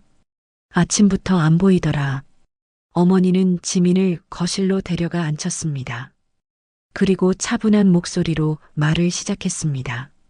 지민아, 엄마가 할 말이 있다. 지민이 고개를 들었습니다. 어머니의 표정이 평소와 달랐습니다. 무언가 중대한 이야기를 하려는 듯 보였습니다. 사실 엄마가 너한테 숨긴 게 있어. 숨긴 게? 엄마는 시장에서 건어물만 파는 사람이 아니야. 어머니가 천천히 말했습니다. 대한그룹이라고 들어봤니? 지민의 눈이 커졌습니다. 대한그룹? 그 유명한 대기업? TV에서 맨날 나오는 그 회사? 건물만 해도 수십 개 있다던. 그래. 그 회사가 엄마 거야. 순간 지민의 머릿속이 하얗게 되었습니다. 무슨 말인지 이해할 수 없었습니다. 현실감이 전혀 느껴지지 않았습니다. 엄마, 무슨 소리야? 대한그룹이 엄마 거라니. 그럴 리가. 그럼 우리가 가난하다고 생각했는데. 지민이 고개를 절레절레 흔들었습니다. 아직도 믿을 수 없다는 표정이었습니다. 어머니가 안방에서 서류 봉투를 가져왔습니다. 그리고 하나씩 지민에게 보여주었습니다. 첫 번째 서류를 펼치자 대한그룹 대표이사 박옥분이라는 글자가 보였습니다. 이게 다 엄마 재산이야. 강남 빌딩들, 주식, 그리고 지민이 서류를 보며 입을 다물지 못했습니다. 천문학적인 숫자들이 적혀 있었습니다. 5천억, 1조. 숫자가 너무 커서 계산도 되지 않았습니다. 그럼 엄마는 진짜 재벌이었던 거야? 왜 지금까지 숨겼어? 어머니가 지민의 손을 잡았습니다. 네가 평범하게 자라길 바라서, 돈의 무서움을 알고 겸손한 사람이 되길 바라서, 네가 돈 때문에 이상한 사람들한테 이용당하지 않길 바라서. 지민은 눈물이 또 났습니다. 하지만 이번에는 슬픔 때문이 아니었습니다. 어머니에 대한 고마움과 미안함 때문이었습니다. 엄마, 나 때문에 어제 그런 수모를. 아니야. 그건 내 잘못이 아니야. 어머니가 지민을 안았습니다. 그리고 말이야, 어제 그 사람들한테 똑똑히 복수해줬어. 그때 집 앞에서 경찰차 사이렌 소리가 들렸습니다. 이어서 핸드폰이 울렸습니다. 어머니가 전화를 받았습니다. 네, 김 변호사. 어떻게 되었나? 수화기 너머로 김 변호사의 흥분된 목소리가 들렸습니다. 회장님, 민수 체포되었습니다. 횡령 혐의로 경찰서에 연행되었어요. 수갑까지 차고 완전히 무너져서 울고불고 난리였습니다. 그리고 민성건설 본격적인 압수수색 들어갔습니다. 지민이 깜짝 놀라며 어머니를 바라봤습니다. 민수가 체포되었다는 소식을 듣고는 복잡한 감정이 들었습니다. 어머니가 만족스러운 미소를 지었습니다. 잘했어. 박 사장 쪽은 완전히 멘붕 상태입니다. 회사 계좌 모두 동결되었고 직원들도 줄사표 내고 있어요. 협력업체들도 거래 중단 선언했고요. 내일이면 완전히 문 닫을 것 같습니다. 미자는 병원에 실려갔습니다. 충격 때문에 쓰러졌다고 하네요. 응급실에서 링거 맞고 있을 거예요. 하지만 곧 국세청에서 찾아갈 겁니다. 탈세 혐의로요. 지민이 놀라며 중얼거렸습니다. 하루 만에 이렇게 될 수가 있어? 어제까지만 해도 건설회사 사장이었는데. 어머니는 전화를 끊고 지민을 바라봤습니다. 들었지? 이제 그 사람들은 더 이상 우리를 괴롭힐 수 없어. 지민이 어머니를 바라보며 말했습니다. 엄마, 너무 심한 거 아니야? 사람이 완전히 망하잖아. 어머니의 표정이 다시 차가워졌습니다. 심해? 그 사람들이 어제 너한테 한 짓은 심하지 않고? 거지라고 부르고 근본 없다고 모욕한 건 심하지 않고? 지민이 고개를 숙였습니다. 그건 그렇지만 지민아, 세상에는 사람을 사람으로 보지 않는 인간들이 있어. 어머니가 단호하게 말했습니다. 그런 인간들한테 관대함을 베풀면 더 큰 악을 키우는 거야. 어제 내가 참았다면 그 사람들은 평생 다른 사람들도 그렇게 무시했을 거야. 그때 뉴스가 나오기 시작했습니다. 민성건설 횡령 스캔들, 회장 아들 긴급 체포, 대한그룹 박옥분 회장, 상견례 모욕 사건으로 복수. TV에서는 민수가 수갑을 찬 채 연행되는 모습이 나왔습니다. 평소에 당당한 모습은 온데간데 없고 고개를 숙인 채 기자들의 질문을 피하고 있었습니다. 민수 씨, 횡령 사실을 인정하십니까? 카지노에서 잃은 돈이 얼마나 됩니까? 박 사장은 기자들에게 둘러싸여 고개를 푹 숙이고 있었습니다. 죄송합니다.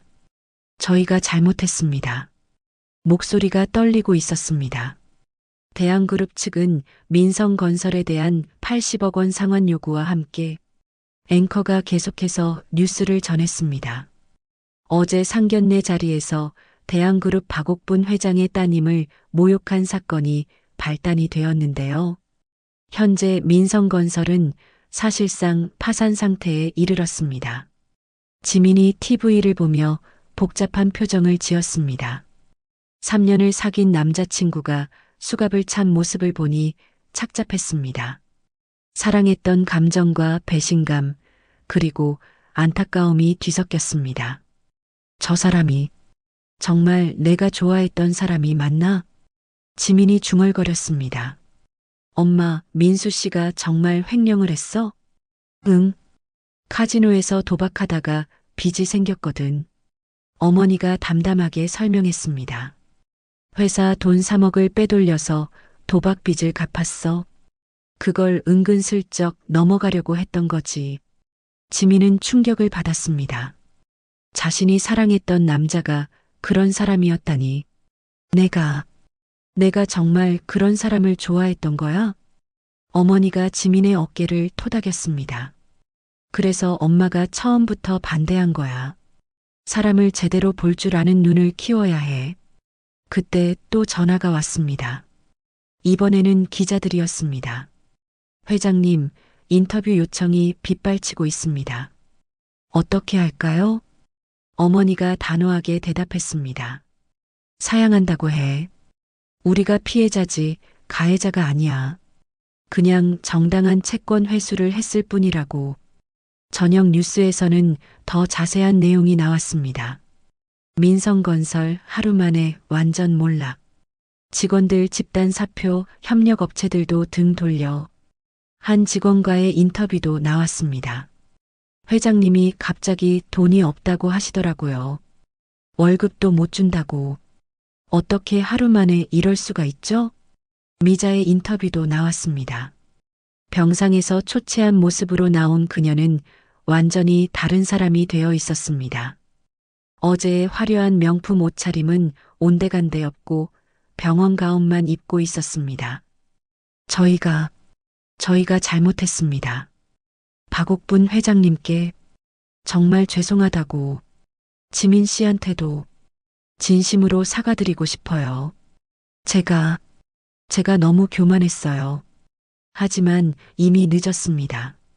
언론과 여론은 완전히 어머니 편이었습니다. 재벌 총수를 거지 취급한 몰상식한 사람들, 상견례에서 인격 모독당한 어머니의 정당한 복수, 인터넷 댓글들도 쏟아지고 있었습니다. 진짜 자업자득이네 키읔키읔. 사람을 함부로 대하면 이렇게 되는 거지. 겉모습만 보고 판단했다가 큰일 났네. 그날 밤 지민은 어머니에게 물었습니다. 엄마, 후회 안 해? 이렇게까지 할 필요가 있었을까? 어머니가 창밖을 보며 대답했습니다. 후회? 전혀. 오히려 더 일찍 했어야 한다는 생각이 들어. 그 사람들 같은 인간들이 세상에 너무 많거든. 하지만 사람이 완전히 망하잖아. 지민이 걱정스럽게 말했습니다. 지민아, 그 사람들이 어제 너한테 한 말 기억해? 어머니가 지민의 손을 잡았습니다. 거지 근성이라고 했지. 근본도 없다고 했지. 만약 내가 진짜 가난한 사람이었다면 그럼 우리는 평생 그 모욕을 참고 살아야 했을 거야. 지민이 고개를 끄덕였습니다. 어머니의 말이 맞았습니다. 그럼 나는 어떡하지? 지민이 불안해했습니다. 이제 모든 사람이 우리가 재벌이라는 걸 알잖아.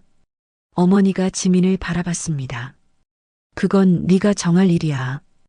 평범하게 살고 싶으면 평범하게 살면 되고 회사 일을 배우고 싶으면 배우면 되고 다만 한 가지는 잊지 마. 뭘? 사람을 사람으로 대접하는 것. 어머니가 진지하게 말했습니다. 돈이 많다고 해서 남을 무시하면 안 되고 돈이 적다고 해서 주눅들 필요도 없어. 어제 그 사람들처럼 되어서는 절대 안 된다. 지민이 고개를 끄덕였습니다. 알겠어, 엄마. 그리고 고마워. 나를 지켜줘서. 그리고 이렇게 소중하게 키워줘서. 어머니가 지민을 꽉 안았습니다. 당연하지. 엄마가 널 안 지키면 누가 지켜? 네가 내 세상에서 가장 소중한 사람인데. 그렇게 어머니와 딸의 밤이 깊어갔습니다. 내일부터는 새로운 삶이 시작될 것이었습니다. 하지만 어제의 수모는 이제 완전히 복수되었습니다. 전세 살아요? 라고 물었던 그 오만한 여자는 이제 정말로 갈 곳이 없어졌으니까요. 일주일이 흘렀습니다. 민성건설 본사 건물 앞에는 임대 현수막이 걸려 있었습니다.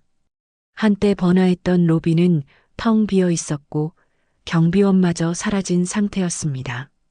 화분들은 시들어가고 바닥에는 먼지가 쌓여 있었습니다.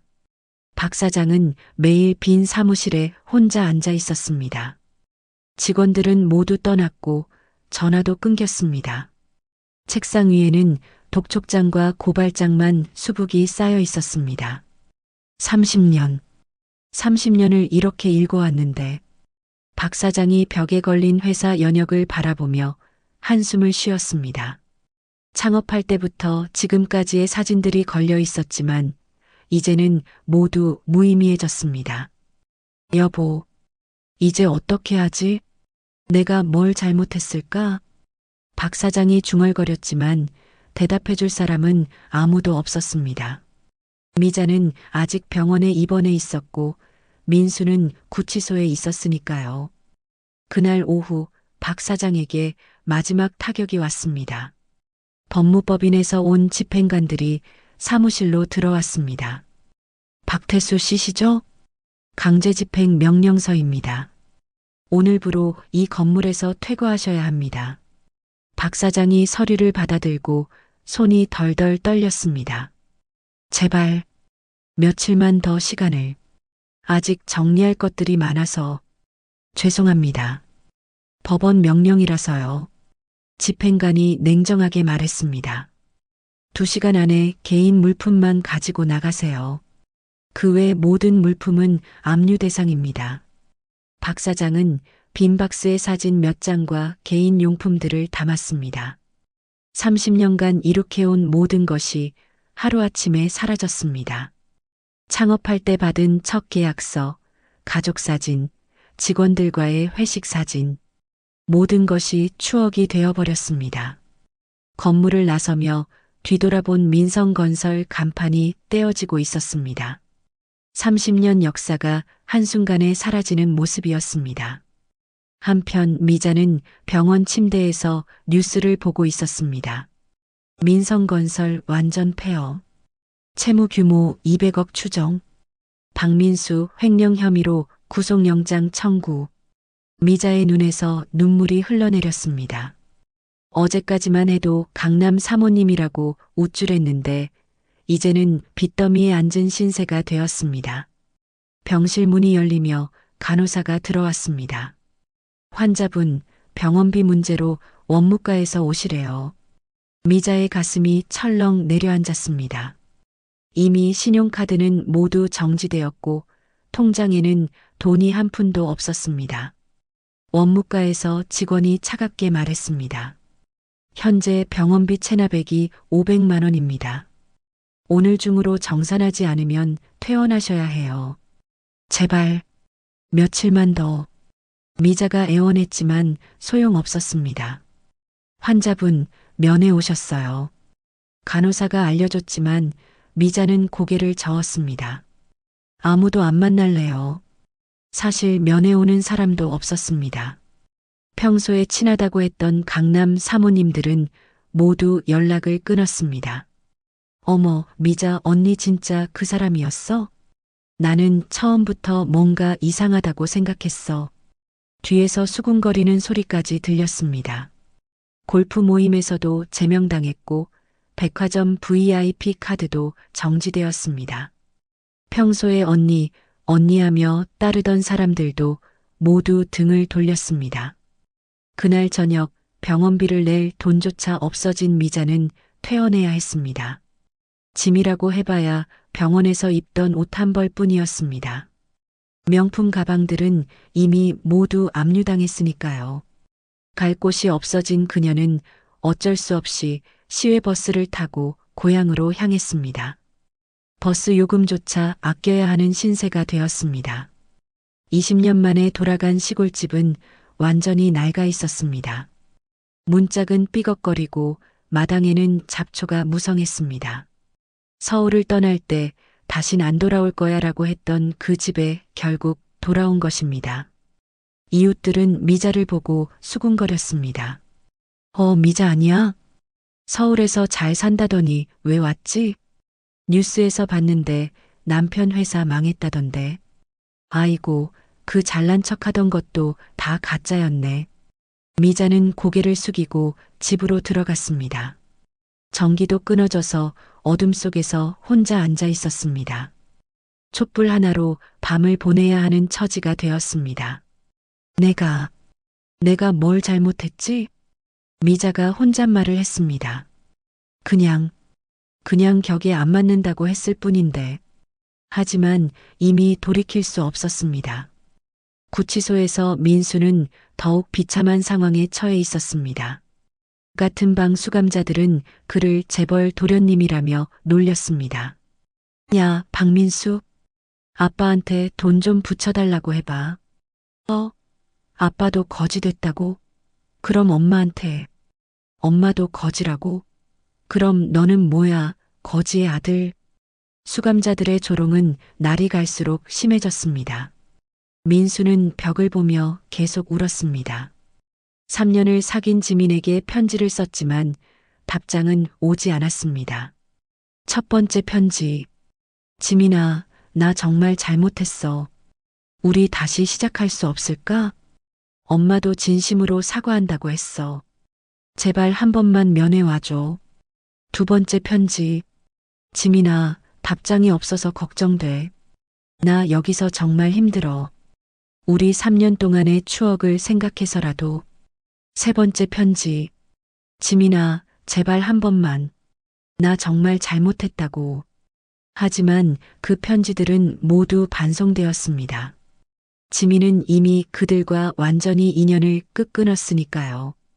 편지 봉투에는 수치거부라는 도장이 찍혀 있었습니다. 변호사도 선임할 돈이 없어서 국선 변호인에게 맡겨야 했습니다. 피고인, 현실적으로 실형을 각오하셔야 할 것 같습니다. 횡령 금액이 3억이고 증거도 명확하니까요. 한 달이 지났습니다. 옥분 여사와 지민은 평범한 일상으로 돌아갔습니다. 하지만 모든 것이 달라져 있었습니다. 어머니는 더 이상 시장에 나가지 않았습니다. 대신 대한그룹 회장으로서 정식으로 활동하기 시작했습니다. 지민도 회사 일을 배우며 새로운 삶을 시작했습니다. 어느 날 지민이 강남에 볼 일이 있어서 나갔습니다. 길을 걷던 중 익숙한 얼굴을 보았습니다. 미자였습니다. 하지만 어제의 그 화려한 모습은 온데간데 없었습니다. 낡은 옷을 입고 지하철역 입구에서 전단지를 나누어 주고 있었습니다.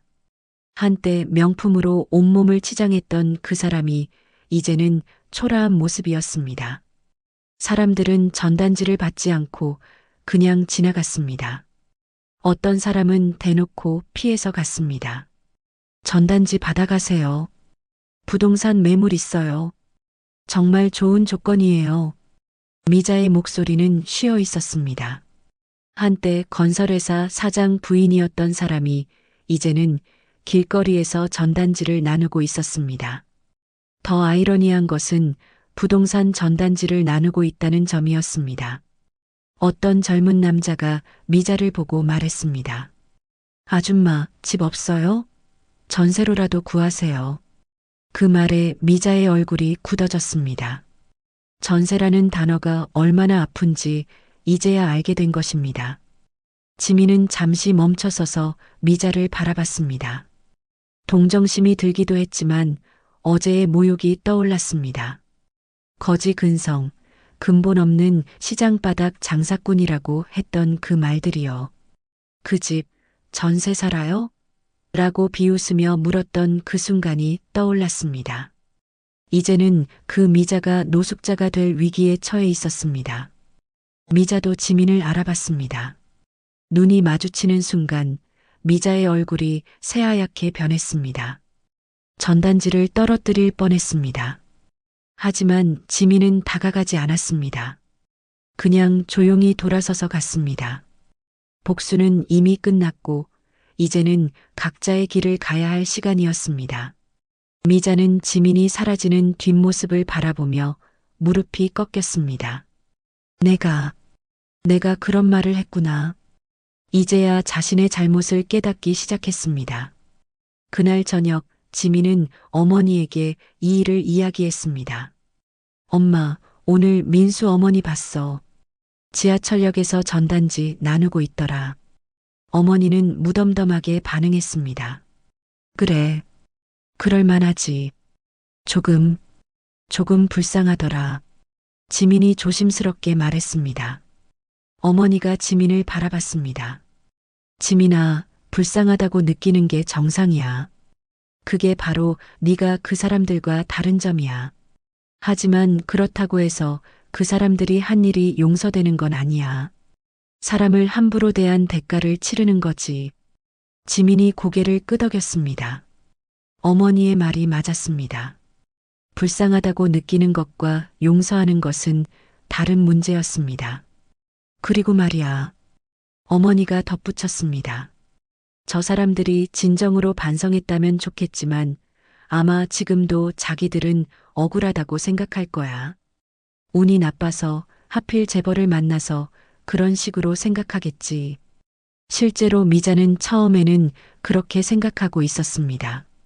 시골집에서 혼자 있을 때마다 중얼거렸습니다. 왜 하필 그 여자가 재벌이었을까? 왜 우리만 이런 일을 당해야 하지? 하지만 지민을 다시 만난 후에는 생각이 달라지기 시작했습니다. 전단지를 들고 서 있는 자신의 모습이 얼마나 초라한지 깨달았습니다. 그 집 전세 살아요? 라고 물었던 자신의 모습이 떠올랐습니다. 그날 밤 미자는 촛불 앞에서 울었습니다. 내가 정말 나쁜 사람이었구나. 사람을 그렇게 무시할 권리가 내게 있었나? 하지만 후회해도 이미 늦었습니다. 잃어버린 것들은 돌아오지 않았습니다. 한편 지민은 어머니의 말을 곱씹어 봤습니다. 엄마, 근데 정말로 그 사람들이 반성할까? 사람마다 다를 거야. 어머니가 신중하게 대답했습니다. 어떤 사람은 끝까지 남 탓만 하겠지만 어떤 사람은 진짜 반성할지도 몰라. 그건 그 사람들이 정할 일이야. 우리가 할 일은 이제 더 좋은 사람이 되는 거지. 어머니가 지민의 손을 잡았습니다. 돈이 있든 없든 사람을 사람으로 대접하는 것. 그게 가장 중요한 거야. 그래서 옥분 여사의 복수는 정당했습니다. 그들이 다른 사람들에게도 똑같은 짓을 하지 못하도록 막은 것입니다. 사람을 사람으로 보지 않는 인간들에게는 확실한 교훈이 필요했으니까요. 그리고 그 교훈은 확실히 전달되었습니다. 미자는 이제 전세라는 단어만 들어도 가슴이 아팠습니다. 자신이 얼마나 잔인했는지 뼈저리게 느끼고 있었습니다. 밤이 깊어갔습니다. 지민은 창밖을 보며 생각했습니다. 어제까지만 해도 평범한 직장인이었는데 이제는 대기업 회장의 딸이 되었습니다. 하지만 가장 중요한 건 변하지 않았습니다. 사람을 존중하고 겸손하며 올바르게 살아가는 것. 그것만은 절대 잊지 않겠다고 다짐했습니다. 어제 그 상견례에서 시작된 모든 일들이 이제 마무리되었습니다. 전세 살아요? 라고 물었던 그 오만한 여자는 이제 정말로 갈 곳을 잃었고 지민은 새로운 삶을 시작할 준비가 되었습니다. 6개월이 흘렀습니다. 계절이 바뀌고 지민의 삶도 완전히 달라져 있었습니다. 더 이상 평범한 직장인이 아니었습니다. 대한그룹 후계자로서 본격적인 경영 수업을 받고 있었습니다. 지민 상무님, 오늘 오후에 부동산 개발팀과 미팅 있습니다. 비서가 정중하게 알려줬습니다. 상무라는 직책이 아직도 어색했지만 지민은 열심히 배우고 있었습니다. 어머니는 지민에게 회사 일을 하나씩 가르쳐 주셨습니다. 하지만 가장 중요하게 강조한 것은 기술이나 지식이 아니었습니다. 지민아, 사람을 대할 때가 제일 중요해. 직급이 높다고 돈이 많다고 해서 함부로 대하면 안 돼. 청소하시는 분부터 임원까지 모든 사람을 존중해야 해. 그게 진짜 리더의 모습이야. 지민은 어머니의 말을 가슴에 새겼습니다. 어제 그 상견례에서 배운 교훈을 절대 잊지 않으려고 했습니다. 회사 직원들은 처음에 지민을 의심의 눈초리로 봤습니다. 재벌 2세가 또 낙하산으로 온 거 아닌가? 혹시 거만하거나 일 안 할 것 같은데. 하지만 지민의 진심 어린 모습을 보며 차츰 마음을 열었습니다. 지민은 누구보다 일찍 출근해서 늦게 퇴근했습니다. 모르는 것이 있으면 직급에 관계없이 물어봤습니다. 점심때는 직원 식당에서 함께 밥을 먹었습니다. 심지어 청소하시는 분들과도 인사를 나누며 안부를 물었습니다. 상무님, 이렇게까지 하실 필요는 없는데. 한 과장이 미안해하며 말했습니다. 아니에요. 저도 배우는 입장인걸요. 지민이 웃으며 대답했습니다. 앞으로 잘 가르쳐 주세요. 그리고 말 편하게 하세요. 제가 나이도 어리잖아요. 그런 지민의 모습에 직원들도 감동했습니다. 역시 회장님 따님답네. 겸손하고 열심히 하시는 모습이 정말 인상적이야. 어머, 회장님이랑 똑 닮았어. 사람을 대하는 태도가. 한편 민수 일가의 소식도 간간히 들려왔습니다. 민수는 1심에서 징역 3년을 선고받았습니다. 횡령 혐의가 명확해서 실형을 피할 수 없었습니다. 박 사장은 개인 파산 신청을 했습니다. 200억이 넘는 빚을 감당할 수 없었기 때문입니다. 현재는 지방의 작은 건설 현장에서 일용직으로 일하고 있다고 했습니다. 미자는 여전히 시골에서 지내고 있었습니다. 가끔 서울에 올라와서 전단지를 나누거나 청소 일을 했습니다. 한때 강남 사모님이라고 불렸던 그녀의 모습은 온데간데 없었습니다. 어느 날 지민이 회사 일로 강남을 지나다가 또다시 미자를 보았습니다. 이번에는 건물 청소를 하고 있었습니다. 6개월 전보다 더 야윈 모습이었습니다. 미자도 지민을 알아봤습니다. 하지만 이번에는 도망가지 않고 지민에게 다가왔습니다. 지민 씨, 미자의 목소리는 떨리고 있었습니다. 잠깐 시간 좀 있나요? 지민은 당황했지만 멈춰섰습니다. 6개월 만에 듣는 미자의 목소리였습니다. 제가 정말 잘못했어요. 미자가 고개를 숙이며 말했습니다. 그때 정말 죄송했어요. 눈에는 눈물이 맺혀 있었습니다. 진심으로 후회하는 것 같았습니다. 손목에는 고무장갑을 낀 자국이 선명했습니다. 저는 사람을 사람으로 보지 않았어요. 돈으로만, 겉모습으로만 판단했어요. 지민 씨와 어머님을 정말 함부로 대했어요. 정말 잘못했어요. 지민은 복잡한 마음으로 미자를 바라봤습니다. 6개월 전에 그 오만한 모습과는 완전히 달랐습니다. 명품 옷과 보석으로 치장했던 그 사람이 이제는 청소복을 입고 있었습니다. 지금 이렇게 살면서 깨달았어요. 미자가 목이 메어가며 계속 말했습니다. 사람이 얼마나 소중한지, 다른 사람의 마음이 얼마나 중요한지, 제가 얼마나 무서운 말을 했는지 매일 밤 잠들기 전에 생각해요. 지민 씨가 그때 얼마나 상처받았을지, 어머님이 얼마나 화가 나셨을지, 그때 제가 지민 씨와 어머님께 한 말들, 거지 근성, 근본 없는 시장바닥 장사꾼, 평생 후회하며 살 거예요. 미자의 목소리는 점점 작아졌습니다. 자신이 한 말들을 다시 입에 올리는 것조차 부끄러워하는 것 같았습니다.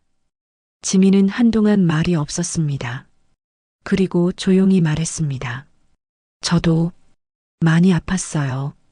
하지만 그 덕분에 더 단단해진 것 같아요. 지민 씨, 혹시 용서해 주실 수? 지민이 미자의 말을 가로막았습니다. 용서는 저보다 어머니가 정하실 일이에요. 하지만 이제 새로 시작하세요. 진짜 사람을 사람답게 대하면서요. 그 말을 남기고 지민은 조용히 자리를 떠났습니다. 미자는 그 자리에 서서 한참을 울었습니다. 그날 저녁 지민은 어머니에게 이 일을 말했습니다. 엄마, 오늘 민수 어머니 다시 봤어. 이번에는 진짜 후회하는 것 같더라. 어머니가 찻잔을 들며 말했습니다. 그래, 그럴 만도 하지. 고생을 좀 하고 나니까 정신을 차렸나 보네. 엄마는 어때? 그래도 조금은 안쓰럽지 않아? 어머니가 잠시 생각했습니다. 안쓰럽긴 해. 사람이 그렇게 몰락하는 걸 보면. 하지만 그래도 자업자득이야. 다만 이제라도 정신 차렸으니 다행이지. 앞으로는 다른 사람한테 그런 짓 안 하겠지. 그게 진짜 교육이야. 책으로 배우는 게 아니라 몸으로 깨닫는 거지. 지민이 고개를 끄덕였습니다. 맞아. 그게 중요한 것 같아. 그런데 엄마, 나도 가끔 생각해. 혹시 내가 힘이 생기면서 다른 사람을 무시하게 되지 않을까? 어머니가 지민을 따뜻하게 바라봤습니다. 그런 걱정을 한다는 것 자체가 네가 괜찮다는 증거야. 정말 나쁜 사람은 그런 걱정조차 안 하거든. 지민아, 어머니가 진지하게 말했습니다. 너도 이제 큰 힘을 가지게 됐어. 그 힘을 어떻게 쓰느냐가 중요해. 힘은 약한 사람을 괴롭히라고 주어진 게 아니야. 약한 사람을 도와주고 세상을 더 좋게 만들라고 주어진 거야. 응, 알아. 절대 잊지 않을게. 지민이 진심으로 대답했습니다. 그리고 엄마가 보여준 모습을 기억할게. 강했지만 따뜻했고 부자였지만 겸손했던 모습을. 지민은 창밖을 바라보며 생각했습니다. 6개월 전 그 상견례에서 시작된 모든 일들이 이제 정말로 끝났습니다. 복수도 끝났고 교훈도 얻었습니다. 그리고 가장 중요한 것은 지민 자신이 성장했다는 것입니다. 이제 지민에게는 새로운 삶이 기다리고 있었습니다. 대한그룹의 후계자로서, 그리고 사람을 소중히 여기는 리더로서 어머니는 지민이 자랑스러웠습니다. 돈이 많아져도 교만해지지 않고 오히려 더 겸손해진 딸을 보며 뿌듯했습니다. 지민아, 저녁 뭐 먹을래? 엄마가 된장찌개 끓여줄까? 좋아. 엄마 된장찌개가 세상에서 제일 맛있어. 모녀는 함께 부엌으로 갔습니다. 평범하지만 소중한 일상이었습니다. 아무리 큰 부자가 되어도 가족과 함께하는 시간이 가장 소중하다는 걸 둘 다 알고 있었습니다. 6개월 전 전세 살아요? 라고 조롱받았던 그 집에서 이제 지민과 어머니는 진정한 승리자가 되어 있었습니다. 진정한 승리는 남을 무너뜨리는 게 아니라 자신이 더 좋은 사람이 되는 것이었습니다. 그리고 다른 사람을 존중하며 살아가는 것. 그것이 바로 진짜 부자의 모습이었습니다. 밖에서는 찬바람이 불고 있었지만 이 집만큼은 그 어느 곳보다 따뜻했습니다. 지민은 창가에 서서 밤하늘의 별을 바라봤습니다. 6개월 전 그 상견례 날이 떠올랐습니다. 눈물로 젖었던 그날이 이제는 새로운 시작의 첫날이 되어 있었습니다. 정말 신기해. 지민이 혼잣말을 했습니다. 그때 그 일이 없었다면 지금의 내가 있었을까? 어머니가 지민 옆에 다가와 함께 별을 보았습니다. 모든 일에는 다 이유가 있어. 나쁜 일도 결국은 우리를 더 강하게 만들어주지. 고마워, 엄마. 지민이 어머니의 손을 잡았습니다. 나를 지켜줘서, 그리고 올바른 길로 이끌어줘서, 우리 딸이 이렇게 훌륭하게 자란 게 내 가장 큰 자랑이야. 어머니도 지민의 손을 꼭 잡았습니다. 이렇게 상견례에서 시작된 모든 이야기가 마무리되었습니다. 사람을 겉모습이나 경제력으로 판단하고 무시했던 대가가 얼마나 처참한지 보셨죠? 하지만 가장 중요한 건 복수 자체가 아니라 우리가 어떤 사람이 될 것인가 하는 점입니다. 돈이 많다고 해서 남을 무시해서도 안 되고 돈이 적다고 해서 주눅들 필요도 없습니다. 진정한 부자는 재산의 크기가 아니라 다른 사람을 얼마나 존중하느냐로 결정되는 것 같습니다. 오늘 이 이야기를 통해 우리 모두 조금 더 따뜻하고 겸손한 사람이 되었으면 좋겠습니다. 세상에는 보이지 않는 것들이 참 많으니까 함부로 판단하지 말고 살아갑시다. 언제나 상대방의 입장에서 한 번 더 생각해보는 여유를 가져보세요. 이야기를 끝까지 들어주신 분이 계시다면 잘 들었다고 댓글 하나만 남겨주세요. 지금까지 똑순이 사랑방이었습니다. 감사합니다.